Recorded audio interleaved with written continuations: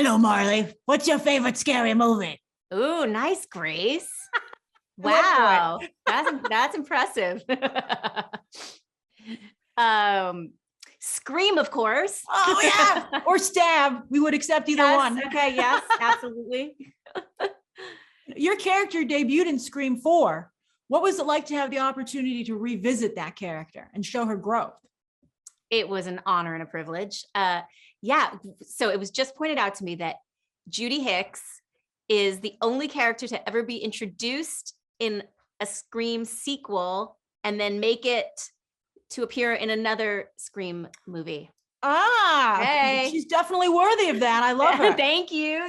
No, I was delighted when I got the call that 10 years after we made Scream 4, believe it or not, that they were going to relaunch the franchise and that Judy was coming back. It was in a big way. Yeah. She's no This is longer a no spoiler interview. So it's a no spoiler, but this is, you get this pretty early on that she has now been promoted from Deputy Judy Hicks in Scream 4 to now she's Sheriff Hicks. That was pretty cool. That was pretty cool to see. You wore it well. Thank you. I was excited to put on the hat, the moment that, because David Arquette was the only one allowed to wear the hat because he was the sheriff in 4, and all of us deputies couldn't wear the hat. And I got to wear the hat. Oh, that's so great. Oh, that's true. That's true. Now that I think about this movie, no one else had a hat. Yep. See, those are the Easter eggs that you look for. I loved it. How was it? I must have been awkward with Dewey. There was some tension. There was definitely some tension. Well, as we said, no spoilers, but I can say there are a lot of impressive kills in this movie.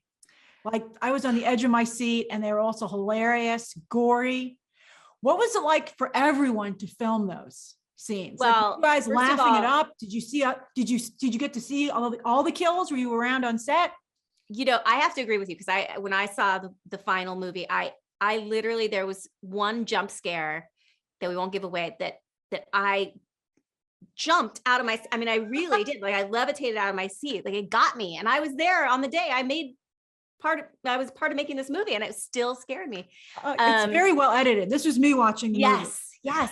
You know what I do? This is going to sound funny, but I actually plug my ears when I watch a scary movie. Oh, that's funny. For me, it's all sound. Like, I can watch eyes wide open as long as I don't. That's hilarious. I'm the opposite. I can hear it, but I wait for the gushy sounds, and I'm like, okay, I can look now. So everybody's having a good time. Everyone was having a great time. They're iconic when you do them. Like, is everyone like, oh, the fans are gonna love this? Well, you just, you do your best, and you hope and pray for the best, because of course that's the aim. But there's always, because the Scream franchise, has such an amazing following.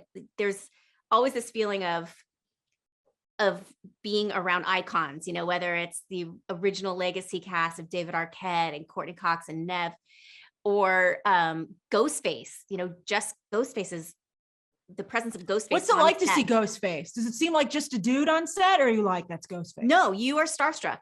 Ghostface is this iconic movie star in our movie, and you're kind of, I was a little like, tongue-tied, I gotta be honest. I love that not that Ghostface says much. Ghostface doesn't need to. I love that the stunt person got a credit at the end of the movie, because that's something, they really do, with the way the head turns, and you're like, ah. Well, this is the first Scream movie not directed by Wes Craven, and I saw that you had some really great experiences with him on 4. Yep. But I think it fits perfectly with his movies. So what did you guys do to work together to honor his work?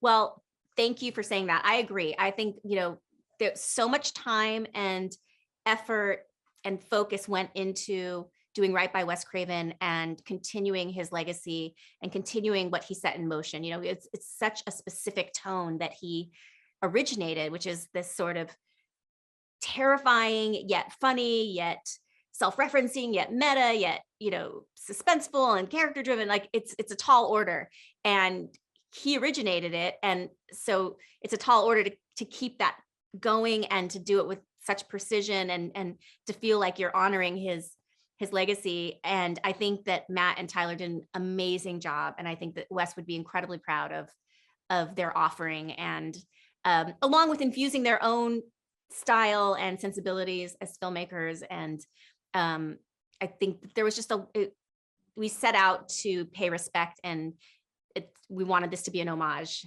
And even from the opening shot, you knew it was a Scream movie. Yeah. I was like, that house is really well lit. Yeah, exactly. I see that Judy Hicks still loves lemon bars. Oh, you saw that. You caught that Easter egg in my the house. whole screening laughed.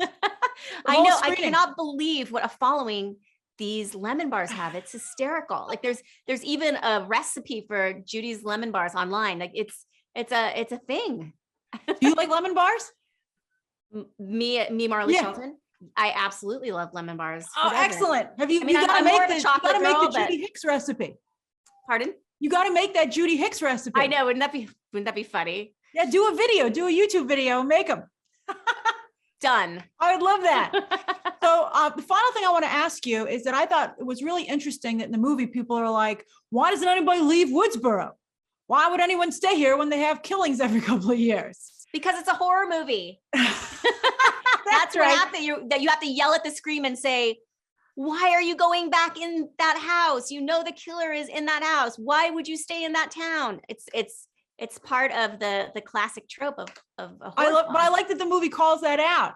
But Absolutely. I also really like that, I think the movie does a really nice job depicting, American towns or any town like that, and the community aspect of it. I thought that was really nice. I'm so glad you noticed that, because I think Woodsboro is its own character. It's the reoccurring character of the movie. It's this kind of any town USA, small town, but a little creepy, and what's sort of lurking behind the facade.